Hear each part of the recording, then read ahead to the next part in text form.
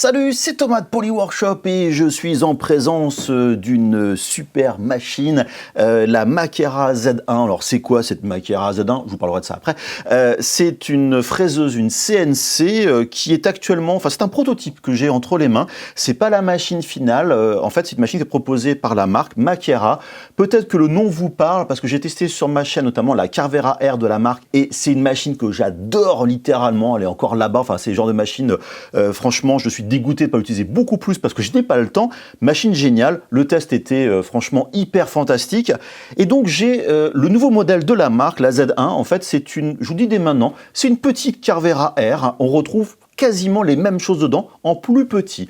Je vous le dis aussi dès maintenant, ça va être un futur Kickstarter. Donc, Kickstarter est une plateforme de financement participatif. En gros, vous êtes des sponsors, on va dire des investisseurs dans le projet. Et en contrepartie, vous avez la machine à moins cher. J'en parlerai un peu sur la conclusion. Bref, pour vous dire que j'ai reçu cette machine-là. Et là, ce que je vous propose, c'est pas un test.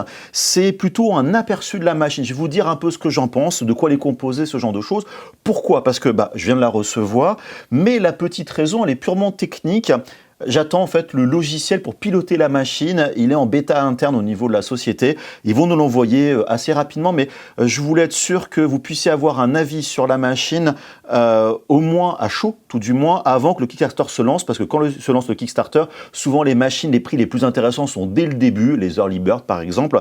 Donc histoire que vous ayez au moins mon retour. Donc prenez quand même tout ça avec des pincettes, parce que la machine là, elle est toute belle, toute neuve. Je l'ai déballée, j'ai regardé, je l'ai quand même connecté à l'ordinateur, mais je ne l'ai pas encore utilisé. J'ai une fraise dessus, mais ça va s'arrêter là. Ce qui veut dire que, voilà, c'est de la réaction à chaud sur ce que j'ai, ce que j'envoie. C'est les joies d'avoir un prototype. Maintenant, j'ai accepté, bien sûr, en connaissance de cause. Et avant d'attaquer, bien sûr, toutes ces explications, vous avez, comme d'habitude, tous les liens en description de la vidéo. Tant que vous y êtes, vous regardez ces liens, vous avez le bouton like, vous cliquez dessus, le bouton abonner, vous cliquez dessus, et vous me laissez des jolis commentaires. C'est pas pour moi les commentaires, bien sûr, c'est plutôt poser vos questions sur la machine, qu'est-ce qu'elle est capable de faire, pas faire, etc. J'essaierai d'y répondre au maximum. Et je vais commencer par le tour finalement des fonctionnalités proposées par la machine. Je vais donner un peu mon avis entre les deux, mes commentaires, donc il n'y aura pas une longue conclusion pour revenir dessus. Je ne vais pas non plus répéter 3 fois les mêmes choses. Vous savez que je répète beaucoup les choses parce que quand j'aime un truc, forcément, je suis très bavard. Bref, on va commencer par la machine dans son ensemble. Déjà, vous remarquez, j'ai un capot, c'est une machine qui est fermée. J'en parlerai de la poussière donc par la suite. Surtout, vous avez donc, et c'est là intéressant, donc le moteur, le spindle, c'est ça qui va entraîner donc la fraise. Une CNC, contrairement à l'impression 3D, on ajoute de la matière. Là, c'est donc une fraise qui va enlever de la matière, la fabrication soustractive, si on peut dire. La machine, d'ailleurs, au passage, travaille sur des matériaux, on va dire, standards pour ce genre de machine, c'est-à-dire un peu tous les types de bois, des résines époxy, de l'acrylique et les métaux, on va dire, non ferreux, c'est-à-dire de l'aluminium, du laiton, du cuivre, par exemple. Donc voilà, donc pas mal de choses pour s'éclater. Et voilà, c'est composé d'un moteur de 150 watts, ce qui veut dire que par rapport à la Carvera R, je vous dis c'est une mini Carvera R. À peu de choses près, je vous dis, on va retrouver les mêmes choses. Si vous avez vu mon test, vous allez vous y retrouver. Vous l'avez pas vu, allez le voir. Donc ça veut dire que là, au niveau de la puissance, on perd 50 watts. Carvera R 200 watts, là 150 watts. Par contre, le moteur, c'est un moteur en close loop, c'est-à-dire que en gros, le système sait les pas et si ça saute, donc ça permet de les récupérer et tout, c'est quand même plutôt bien. Maintenant, pour ce que c'est censé faire, la puissance va être largement suffisante. Le petit point, on va dire, que vous allez perdre, c'est la vitesse à laquelle vous avez déplacé finalement votre fraise pendant qu'elle travaille. Du fait que c'est un peu moins puissant, peut moins taper finalement dans la matière. Ce qui veut dire, je sais pas, sur un travail de 30 minutes, peut-être que ça va prendre 35-40 minutes. Est-ce que c'est grave? À vous de voir. Bref, tout le moteur, etc., donc au niveau de la fraise, c'est un peu le même système que la Carvera R. Surtout, vous retrouvez en dessous, au niveau donc de la fraise, élément important, on l'échange très régulièrement, vous avez la petite manette qui est là, qui permet tout simplement de débloquer la fraise pour la remplacer. Système que l'on trouve dans la Carvera R et que je trouve génial. Parce que c'est hyper facile. Mes autres CNC, il faut prendre des clés, hop, desserrer, resserrer. Les hauteurs sont pas toujours les mêmes. Là, il y a des petits collets qu'on peut rajouter d'ailleurs sur n'importe quel type de fraise.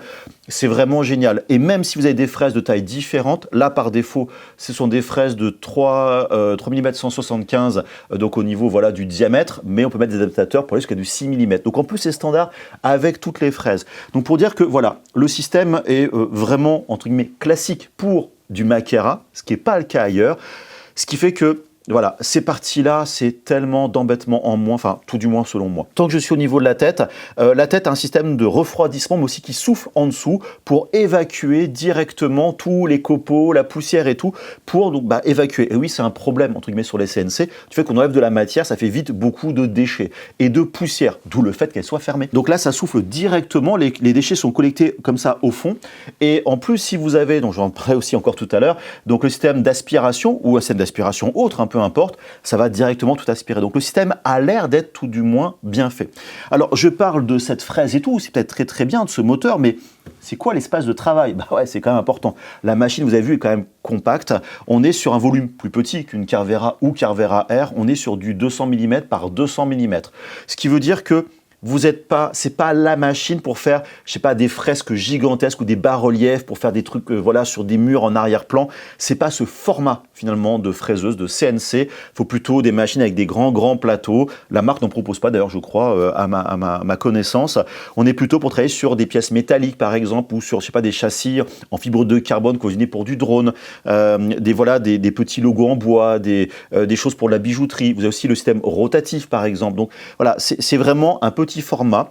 Ce qu'il faut savoir, c'est que cette machine-là est plutôt faite pour faire de la petite pièce de précision. Je vais essayer de faire typiquement des pièces en bas-relief.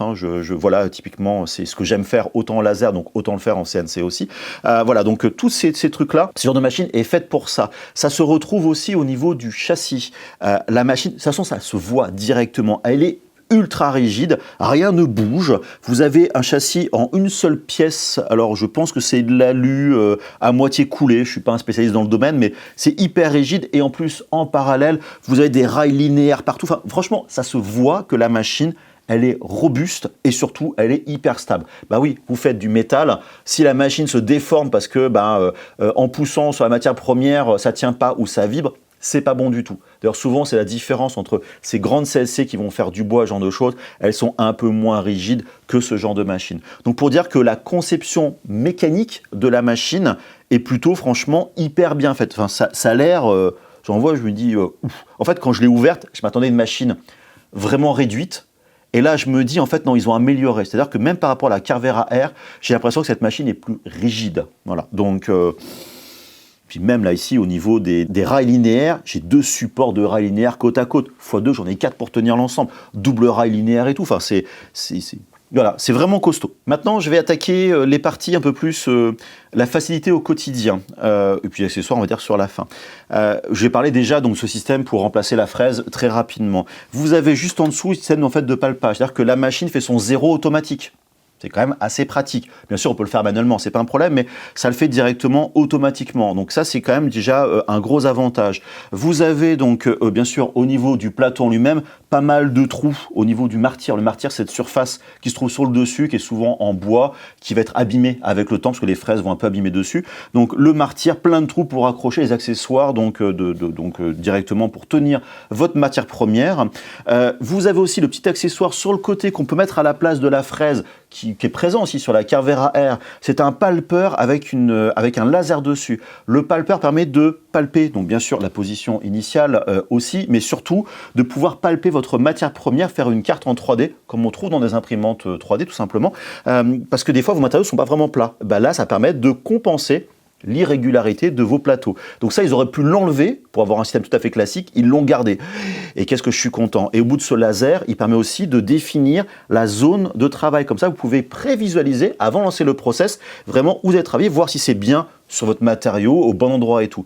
Donc tous ces petits trucs-là, ils les ont gardés. Ils ont aussi rajouté une caméra qui est donc sur le côté, qui, j'imagine, va marcher avec le logiciel, peut-être pour contrôler à distance, peut-être une application mobile. Ce qui veut dire que, voilà, on est vraiment sur une machine qui potentiellement, c'est que j'imagine comme la Carvera R, super agréable à utiliser et surtout moins prise de tête. Parce que lorsqu'on se lance dans ce monde du fraisage, la première marche, elle est quand même relativement haute. Et je l'ai dit d'ailleurs dans le test de la Carvera R m'a permis d'aimer et surtout de plonger dans ce monde du fraisage de la CNC. Avant, franchement, je galérais et tout. Et surtout, le fait qu'ils proposent des projets d'exemple pour tester la machine dès le début, ça vous permet de voir comment ça marche sans se poser de questions aussi. Et après, bien sûr, il faut apprendre et tout, mais voilà, ils ont un côté pédagogique assez important et on le retrouve justement sur le fonctionnement de la machine. Et puis, en accessoire, vous avez trois accessoires principaux. Vous avez l'axe rotatif, donc un 4e axe pour faire justement des choses autour d'un axe que je testerai quand le logiciel pourra marcher effectivement avec. Vous avez aussi un module laser qui s'installe directement comme une fraise sur le même système. C'est très simple à installer. Alors, gardez en tête que c'est un module 5 watts. C'est bien pour graver sur du bois, par exemple. C'est assez précis, c'est l'avantage. Plus les lasers sont faibles, plus c'est précis. Vous n'allez pas vraiment découper avec. Donc, c'est pas un laser de découpe. C'est pas fait pour, mais au moins, vous avez un petit logo à faire ou n'importe quel truc pour marquer vos créations. C'est un bon petit accessoire. Mais surtout, et voilà, j'y arrive enfin. Vous avez l'aspirateur cyclonique. Donc ces accessoires sont vraiment optionnels, forcément, sont à payer en plus. Ça, je devais le tester il y a quelques temps. J'ai refusé. C'est pas que je voulais pas le tester, c'est que j'avais pas le temps. Mais je voulais vraiment avoir cet accessoire-là. Pourquoi? Parce que la CNC, je vous dis tout à l'heure, donc faut fermer tout ça. Ça fait de la poussière, des copeaux, puis des fois la poussière métallique, tout ça. Donc faut éviter déjà de les respirer, faut les évacuer, ça en met partout. J'avais un petit aspirateur avant qui était quand même pas super terrible. J'avais fait un système cyclonique et tout. Bon, c'est de la bidouille, mais voilà, c'est pas super efficace. Là, vous avez un système, bien sûr, qui correspond à l'écosystème, et vous savez à quel point j'aime les écosystèmes, donc qui se branche avec la machine. Donc la machine, vous lancez le boulot, ça va directement pouvoir lancer l'extraction, enfin l'aspiration des copeaux. C'est un système donc cyclonique, ce qui fait que ça va filtrer le gros de vos déchets avant de filtrer après à la suite avec des filtres différents, y compris charbon actif, tout ça, les petites poussières pour avoir finalement un air qui ressort a priori relativement propre. Le volume pour tout ce qui est déchets, c'est 6 litres. C'est pas gigantesque, mais par rapport à la taille de la machine, c'est tout à fait cohérent, y compris sur la Carvera R. Voilà, donc maintenant, il dit sur le site, je crois 60 décibels de bruit. Bon, c'est un petit peu bruyant quand même, mais maintenant, une CNC, c'est bruyant. C'est pas, vous mettez pas ça dans une chambre pour dormir la nuit à côté, c'est pas une bonne idée. Voilà, donc pour dire que si pour moi, il y a un accessoire à acheter, si vous n'avez pas de système de votre côté, considérez vraiment l'aspiration, ça change la vie parce que vous allez voir, ça met vraiment partout. Et puis même là, je veux dire, peut-être vous débranchez le tuyau, vous l'allumez, hop, vous aspirez vos déchets vous-même si vous le voulez comme un aspirateur.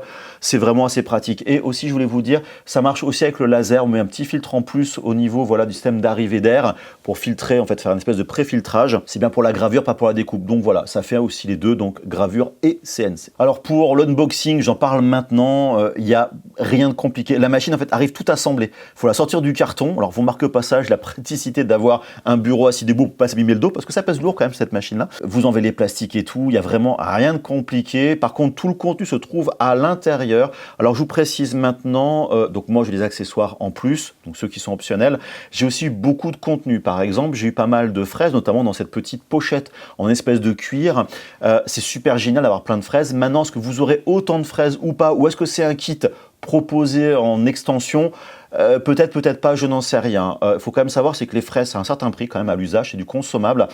Les fraises de Makera, pardon, excusez-moi, je les trouve quand même plutôt bien et surtout elles sont très bien renseignées. Et le truc qui est génial, c'est que moi qui travaille avec Fusion 360 pour créer mon contenu, je parlerai un peu des logiciels par la suite, vous avez tous les profils des fraises de Makera qui sont proposés. Donc c'est hyper simple pour faire vos configurations, préparer vos chemins et tout. Il n'y a pas de surprise, c'est pas de mauvaise qualité, franchement, peut-être pas les meilleurs du monde, mais ça fait vraiment le taf. Donc voilà, s'il y a des kits de fraises en plus proposés en Kickstarter, posez-vous la question, c'est peut-être le coup de les prendre. En plus, si c'est moins cher, faites-le directement. Vous avez aussi tout un ensemble de matières premières. Alors, il y a des plaques métalliques, clairement, c'est de l'aluminium, tout ça. Vous avez différents types de résine, la résine époxy, la résine un peu plus rigide, de l'acrylique. Tous ces éléments-là sont faits pour vous, pour commencer, pour vos propres projets. Ou alors là, je ne les ai pas à l'heure actuelle, mais sur la Carvera R, il y avait 5-6 projets différents pour en fait appréhender la machine, comprendre comment ça marche et vraiment, même si vous n'aimez pas le style des projets, faites-les. Comme ça, vous allez vraiment maîtriser l'écosystème. C'est vraiment génial et je suis impatient de voir qu'est-ce qu'ils ont fait pour justement la Z1.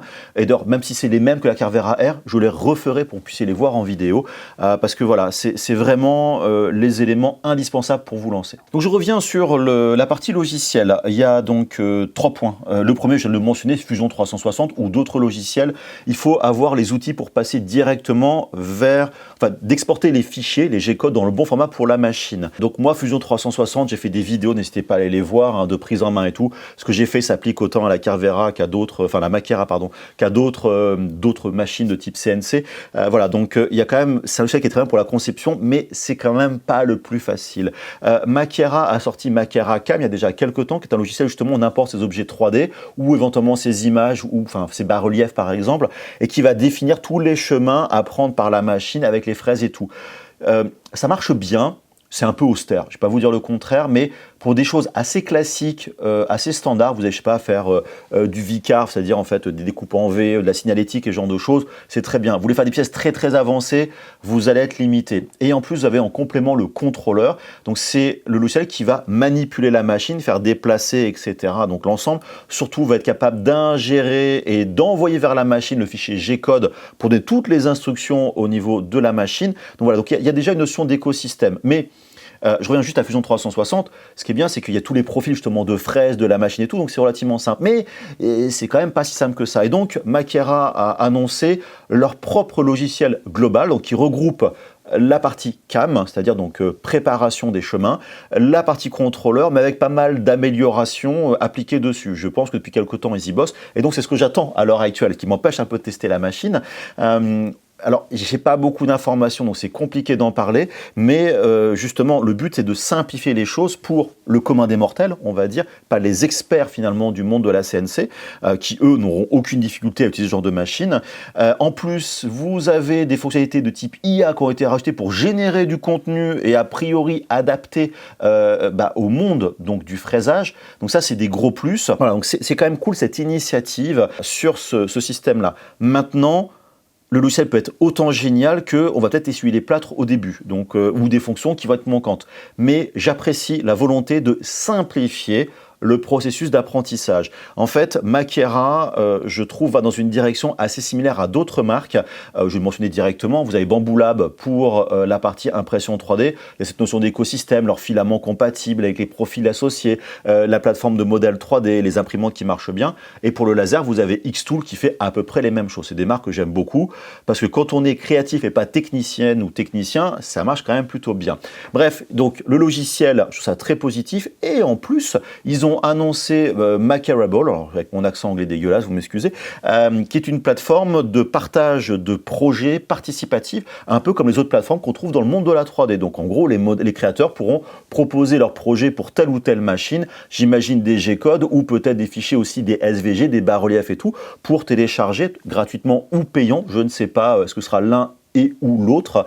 Voilà, donc pour dire qu'ils veulent proposer vraiment un écosystème, ce que je trouve quand même bien, et c'est ce qui manque énormément, je trouve, dans le monde du fraisage.